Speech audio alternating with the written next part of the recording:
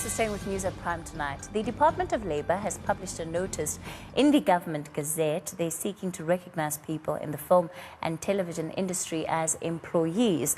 The South African Guild of Actors has been calling for reforms, particularly in that creative industry, for some time. They highlighted earlier this year when actress Vatiswa Ndaga penned an open letter to the Minister of Arts and Culture raising concerns about bullying and exploitation. The Guild's Jack Devnarain joins me in studio for more on this. Jack, good evening, and thank you so much for your time. Thank you. This issue was gazetted on the 11th of December. I wonder, is it an early Christmas gift for the creative industry, or how have you received this Government Gazette? It feels like a gift already, yes. A wonderful surprise, although the work that has gone into it has been going on for many years. Yeah. So this for us is an acknowledgement by the Department of Labour that our calls have been heard, that they have been taken seriously, that every time we pointed to the exploitation and the injustice, that the department has been looking at this very carefully, and not just to hear us, but also to find what are the opportunities to try and resolve them. What it also says, very importantly, is that the work is just beginning. It means that we're going to have to take an existing set of labour laws and allow them to work within our industry that is not going to be simply a cut and paste. We will have to look very carefully at the nuances that make our industry unique and different to other industries, and to see how actors, crew, other freelancers working within film, television and in theatre are going to be protected by the labour laws, even if it means that they're going to have to be adapted for use. That's really where the toughest work is going to have to be, right? Because when you look at some of the labour laws already that the department is drawing on, you have the National Minimum Wage Act, you have the Compensation for Occupational Injuries, the Basic Conditions of Employment Act, and yet we know that this industry is quite versatile, and the kind of work that one is doing on the day-to-day is not necessarily the same. And so even on an issue as basic as national minimum wage, how do you begin to have that conversation for these multiplicity of roles in the industry? It's one of those big starting points. It's wonderful to have a national minimum wage. The question is, does it necessarily apply to us? Because traditionally in our industry, we rely on contract. So we would be able to sign a freelance contract with a producer, and the broadcaster will ensure that then our work will be brought onto this production as a platform. Now, for example, if you have to look at some of our most famous actors in the country and ask yourself, will they be satisfied to earn a minimum wage for delivering their performances that have made them famous in the country and possibly famous around the world? And the answer to that is no, they will not be satisfied. They will have to have some element of the right to negotiate a rate that gives some acknowledgement, that gives them credit for their years of experience, for their talent, and for the following that they have. So again, national minimum wage, does it apply? Not necessarily. We need to be able to adapt that so that people who are at their prime, who are earning the kind of money that they should be earning, especially when you look at the equivalent rates that should be applied to actors of their stature in other industries around the world, they should be earning some seriously good money. So where then does that rate come from? Does it come from the national minimum wage? No. It comes from the right to negotiate the contract, and that's just for starters. How we're going to have to adapt this so that it's not necessarily cut and paste. But even when it comes to that rate, of course, what you're talking about is something and is a process that is awfully subjective at times, and the precedent that has been set in the country is one that actors are currently complaining about. So how do you think you'd be able to move that conversation to the next level while still enshrining and ensuring that these rights, these newly attained rights, would still be protected? It might be a distraction to start the conversation off with the national minimum wage. What we should be doing instead is to look at where the exploitation and the injustice happens. That is then when we start looking at the Basic Conditions of Employment Act and the Labour Relations Act. These are two important pieces of labour law that helps to regulate the rights and the obligations of employees and employers in the workplace. And this is where we find that freelancers within the film, television and theatre industries are not being protected. So if we can't rely on legislation to protect our rights, we must then revert to what we have already contained in contract, and contract is structured to favor the producers and to favor the broadcasters.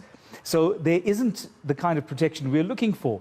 If, however, we are able to draw on basic conditions of employment and labor relations, you'll find that the territory starts to change. Now, for example, under the Labor Relations Act, for the very first time, we will have the right to engage in collective bargaining.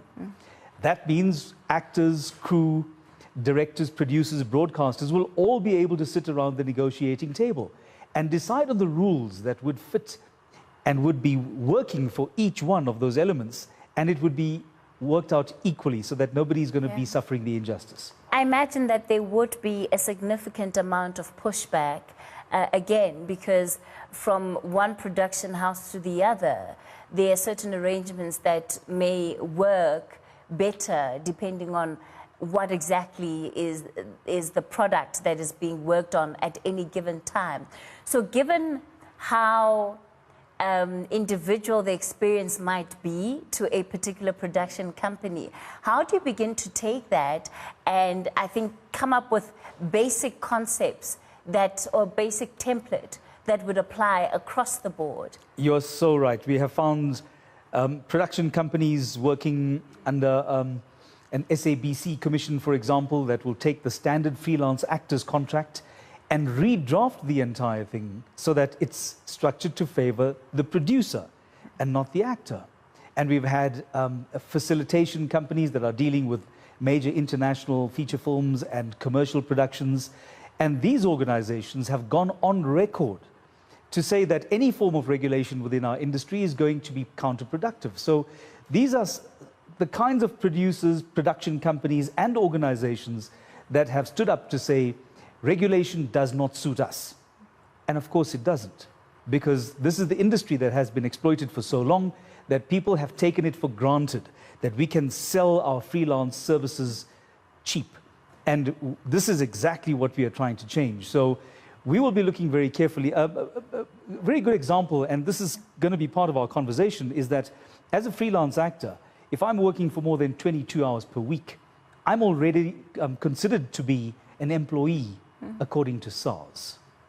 However, the production company doesn't acknowledge that I'm not seen as an employee under labor laws. So here's an opportunity then for us to have labor on one side and SARS on the other side, both speaking the same language. This helps us to create regulation within the industry. It gives us certainty. And in our view as SAGA, it's going to allow us to attract a lot more investment into the sector.